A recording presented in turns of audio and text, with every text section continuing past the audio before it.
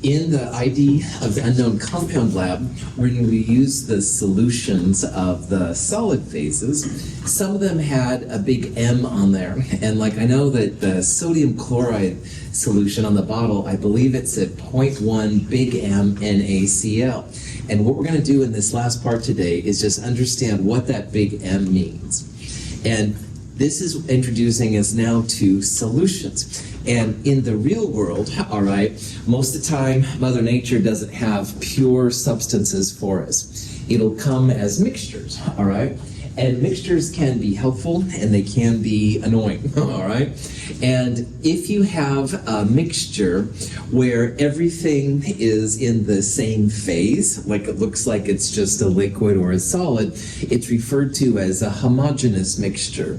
Now, a heterogeneous mixture is the other kind. That would be like rocks and water.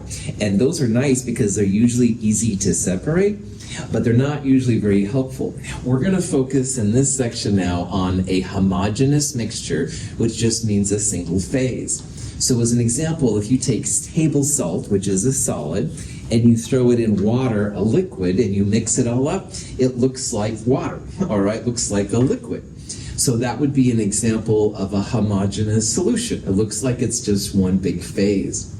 But on the other hand, if you add a little bit of salt or a lot of salt and then taste it, there's a big difference. So a little bit of salt, you may not be able to taste much at all. But if you have a lot of salt, it's like really salty and stuff. And you could do the same with sugar. Like a tiny bit of sugar isn't very sweet in liquid. But if you put a lot of sugar in, it's really intense. So in the chemistry world, this is a big deal because you could have like a little bit of HCl in your water, which isn't very acidic, or you could have a lot of HCl and it'll like burn your skin and those kind of things. So in order to understand this, we need to talk about what a solution is and how to describe like how strong it is. So in the science world, a solution is a really cool way a lot of times to get reactions to happen that would be hard pressed if you had the pure substances. Like solids and solids together don't react very well, but solutions of the same compounds a lot of times will react pretty readily. So if you hear about a solution, there's always going to be a solute and a solvent. And notice that all three of these words begin with SOL.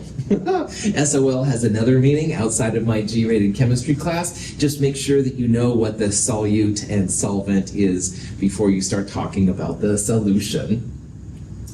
In a nutshell, solute's usually the exciting part, all right? So, like I said earlier, we have like a salt solution. Sodium chloride is what makes the salt water taste salty, all right? It's not the water. If you had a sugar solution, it's the sugar that makes it sound that way. So the solute would be the salt, sodium chloride, or the sugar if it was a sugar solution.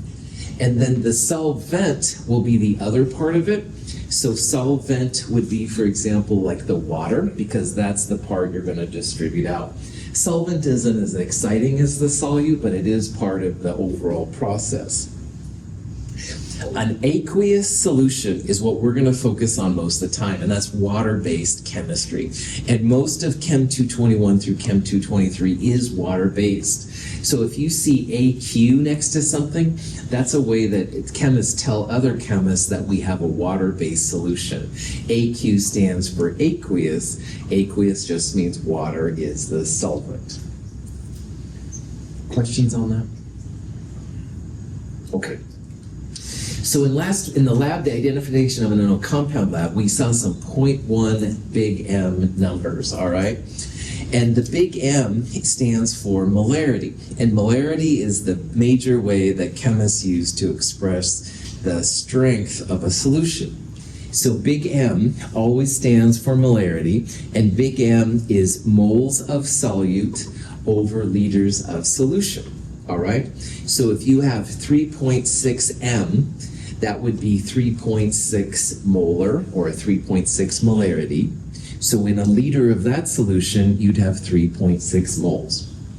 In our lab we used a couple weeks ago, 0.1 M sodium chloride, that would be 0.1 moles of sodium chloride in a liter of solution. And if you had a liter, you could turn the 0.1 moles into grams to figure out how much it was and stuff like that. This is an example of like a picture. This is before and after. This compound right here is called copper 2 chloride, and you can weigh out so much of it, put it in so much water to make a solution. All right. The solute is the copper 2 chloride. It's what makes the solution kind of a blue color. Water is the solvent. Solute plus solvent equals solution.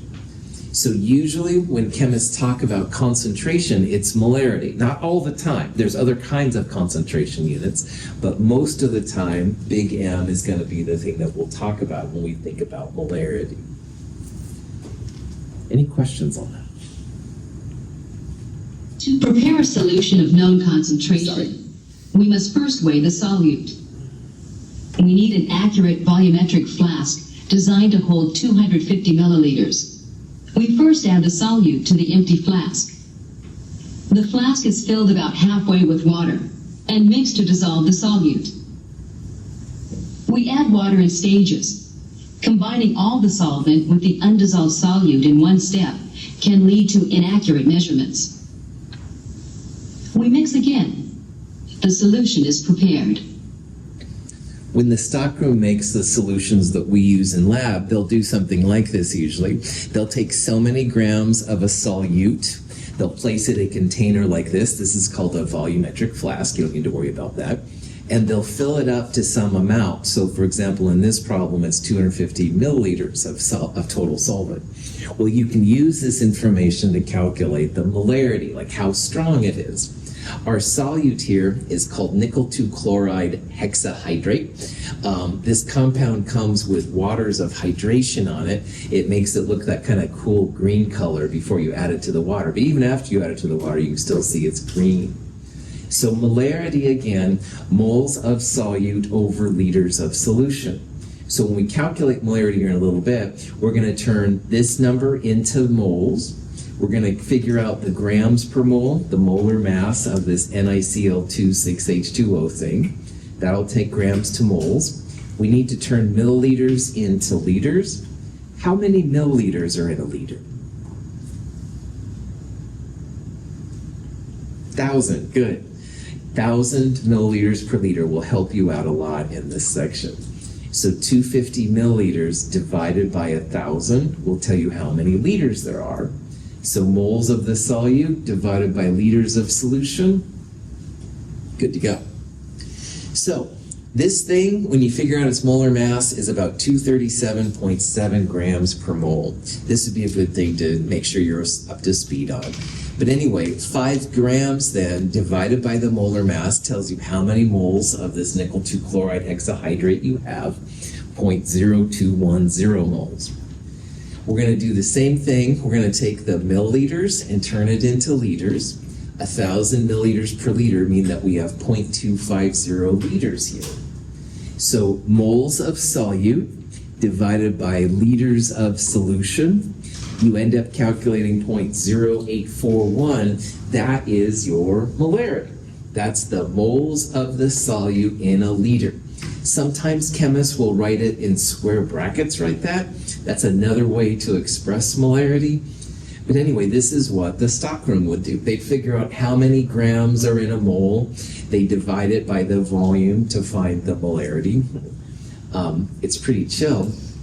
As this number, the molarity gets bigger, you have a more intense, a stronger solution. So a really strong acid might have 6 moles per liter. A really weak acid might be 0.01 moles per liter. All right. So as those numbers get bigger, you just have a more intense solution. So, any questions on that? Okay. Oxalic acid is a compound you can buy at Fred Meyer's and you can buy at Home Depot, places like that. This is a kind of a problem you might see. Maybe you need 250 milliliters of a 0.0500 molar solution, and you're curious how much oxalic acid you need to add, all right? And this is totally doable. Big M right there is moles over liters. So if you know the volume in liters that you need from this number, you can find out how many moles of the solute you need. So in this question, because oxalic acid is this solute, the exciting thing, the moles per liter, which is this mark, times this in liters, 250 divided by 1,000 is 0.250. That'll tell you the moles of oxalic acid. And once you have that, the molar mass of H2C2O4, which you can calculate, will tell you how many grams you need. So in this kind of problem, what you want to do is first figure out how many moles of oxalic acid you need to make your 250 milliliters of 0.0500 molar solution. So again, 250 divided by 1,000, 0.250 liters. Liters times moles per liter, the liters cancels out. You've got this many moles of oxalic acid. This is the formula for oxalic acid. So 2 H's, 2 carbons, 4 oxygens. It would be roughly 2 times 1 plus 2 times 12 plus 4 times 16. If you do that to a little bit better sig figs, it actually comes out to be 90 grams per mole. And 90 grams per mole, the molar mass of this beast, times the moles, 1.13 grams. So if you have 250 milliliters of water and you place 1.13 grams of oxalic acid in it, excuse me, you're going to have 0.0500 moles per liter solution. Questions? Sometimes when we tell the stockroom we need this much volume of this concentration, this is what they'll do, all right? They'll convert the volume to liters. Liters times moles per liter give you moles. Moles times molar mass will give you the grams. So these are just, in cooking is kind of like, cooking and chemistry at this level are kind of similar, all right? Like when you want to make something in the kitchen, you have to know how much to add. This is how the chemist cook? I don't know if I like that or not. Anyway, this is how the chemist then can figure out how much to add. You don't want to make it too strong or too weak. This is the way to figure out exactly how much you need. So, prepare our solution using the dilution method. We first obtain 2 milliliters of stock solution with a pipette. Filling the pipette with stock solution to the mark on the pipette ensures that we have 2 milliliters of this solution. We add the 2 milliliters of more concentrated solution to the 500 milliliter volumetric flask, touching the side of the flask with the pipette. We add water to the mark on the flask. After mixing thoroughly, we have exactly 500 milliliters of a solution with a concentration of 1.60 times 10 to the minus 4 moles per liter. in the last example with oxalic acid, we're going to weigh out or measure so many grams of the compound, put them in water to make a certain concentration, a certain solution, all right? And that's probably the way that this is done more often. But you can also take a concentrated solution and add water to it, and that'll make your solution less concentrated.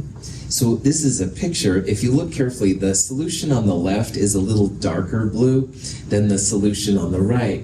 So what happened here is the scientists, they added water to the more concentrated solution to make a less concentrated solution. And that actually is something that happens a lot in chemistry, because a lot of compounds like hydrochloric acid, sulfuric acid, sodium hydroxide, they come as super concentrated versions. If we were to use this in the lab, we'd have to be hyper careful because it's so deadly and so poisonous.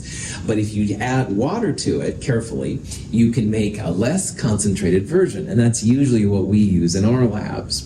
So what we're going to do now is talk about the alternate way to make a solution, where you have something really concentrated and you need to add so much water to make it less concentrated, more easily used, if you will. If you have a color with it, you'll see that the new color is a lot less intense than the old color. So this is, I think, a chromium compound. You have a very concentrated version there and a much less concentrated version there. Same thing here. This is more concentrated, et cetera, et cetera. How do we do this, Dr. Russell? Great question, random student in the back of the room. What you can use and what chemists usually use is either M1V1 equals M2V2 or MIVI equals MFVF or C1V1 equals C2V2. Moles per liter is what the M and the C are. And moles per liter times a liter of volume, which is what the V's are, is going to give you moles. And if you're just diluting a solution, making it less concentrated, you're not adding any more solute. So the moles you start with equal the moles that you end with. So this is like saying that the initial concentration times the initial volume is going to equal the final concentration times the final volume. Sometimes you'll see F's and I's for initial and volume. M is molarity instead of concentration, same thing. But that's what it's saying. The moles are not changing. You're just going to add some water to it to make it a little bit less intense than it was before. So again, you can't just add the grams straight and add the water in and be good to go. But if you have a concentrated solution, you can dilute it, add a bunch of water to it, and make it less concentrated. And this is actually very common in chemistry. So as an example, we have 0.850 liters of a 5.00 molar solution of this copper nitrate compound. Now stop right there. This number is going to be our V1. It's how much we're starting with. And this number is going to be C1. It's how the concentration of our initial stuff. And we want to dilute our volume to 1.80 liters. That's going to be V2. It's the final volume of our stuff. So the question is then, if we add enough water to make the 0.850 liters 1.80 liters, what is going to be our new concentration? What's our new C2? So what I'll do sometimes is over these numbers, I'll put V1, I'll put C1, because this is the initial volume and the initial concentration. This is going to be the V2, the final volume. And what we want to do here is we want to solve for C2, the final concentration of our stuff. Questions on that? Okay, so mathematically, it's pretty chill. 5 moles per liter times 0.850 liters. This is C1 and V1. We're going to divide by V2, the final volume. So these numbers divided by 1.8, 2.36 moles per liter. All right, that's the new concentration of our stuff after we've added the water to it. So if you see this M1V1 equals M2V2 or C1V1 equals C2V2, all the same thing. It's concentration times volume, any way you want to look at it. So, questions on that? Okay, so here's a question. Some student has 20 milliliters of 3 molar hydrochloric acid, and whoops, they accidentally added 100 milliliters extra water. So the final volume is 100 plus 20, 120 milliliters. What is the new concentration? And maybe it was intentional, maybe it was an accident, who knows? Now again, this is going to be V1, this is going to be C1, initial volume, initial concentration. The total volume is going to be your V2, all right, 120 milliliters, and we want to solve for C2, the final concentration. So 20 times 3 divided by 120 is what we want to do here. Comes out to be 0.500 moles per liter. Any questions on that? Cool. All right, there are other types of concentration units. Molarity is the king. That's what we'll use most of the time. We'll talk about some of these other ones as we go through the class. If you see a mass percentage, that could be used for solutions as well. You take the mass of the whole solution on the bottom and the mass of the component you're looking at in the top. And this is similar to the percentages we looked at earlier. It's the total mass on the bottom and the mass that you're looking for on the top. You could have a volume percentage. Instead of having grams over grams, you could have milliliters over milliliters or liters over liters. So maybe in 3 liters of solution, you'd have 0.5 liters of a solution you put in. These aren't used as often, but it would be just my luck that you'd see it and you'll go to get your PhD from MIT and you won't know what a volume percentage is, so now I feel I've covered my bases. These are the things I worry about at night. Don't be like me. Anyway, these are just other ways to express concentrations. This is an example of a mass percent. We've got 5 grams of some kind of spinal fluid, nasty. Anyway, it's got 3.75 milligrams of glucose in the spinal fluid. What's the mass percent? So in this case, we're going to have the milligrams of glucose on the top and the total grams of spinal fluid on the bottom. Now notice that this is milligrams and grams. You want to make sure you use the same kind of unit. That's the only thing I would say here to be different. So let's convert the milligrams to grams. It's 1,000 milligrams per gram. That'll turn your milligrams to grams of glucose, divided by the grams of your spinal fluid times 100%. It's a pretty small percentage. You don't have a lot of the glucose in your spinal fluid, apparently. Kind of freaks me out thinking about that. But anyway, the process, any questions on the process, not what the spinal fluid might be like? Go. Let's say that you have an ethylene glycol solution. There's 120 milliliters of water in your radiator, and you're adding 50 milliliters of ethylene glycol to it. The total volume then is 170 milliliters. This would be a way to find the volume percentage. So volume percentage of ethylene glycol means how much volume of the ethylene glycol do you have. That'll be in the top. You divide it by the total volume in the bottom times 100%. So 50 divided by 170 times 100%, 29.4% ethylene glycol in this person's radiator. Also, once in a while, you'll see things that are called parts per million. A parts per million would be like how many grams of certain compounds you have in 1,000,000 grams of the overall bulk. This is used in nature a lot when environmentalists and people monitoring pollution levels will go out. Usually the amounts in nature, fortunately, are pretty small. Parts per thousand works out really well to figure out how to express it. So if you see a parts per million, it's usually how much grams of the solute, what you're looking at there are, divided by mass of the overall bulk, like what you see in Mother Nature, times 1,000,000. 10 to the 6 is 1,000,000. And again, these numbers are usually pretty small, and that just means there's not a lot of bad stuff in the environment. However, sometimes small amounts will make a big difference, and that's why they're used to express it. Instead of parts per million, you can have parts per billion. A billion would be 10 to the 9th. So if you see that, you could have parts per thousand. 1,000 is 10 to the 3rd.